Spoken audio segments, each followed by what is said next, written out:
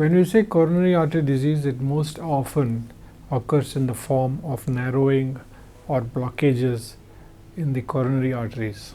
So whenever there is narrowing or blockage of any coronary artery supplying blood to the heart, it causes what is called myocardial ischemia.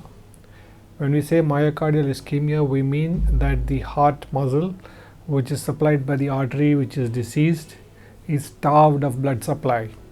This results in symptoms like chest pain, breathing difficulty, and inability to carry out normal daily life activities. In rare instances, coronary artery disease can result in sudden cardiac arrest.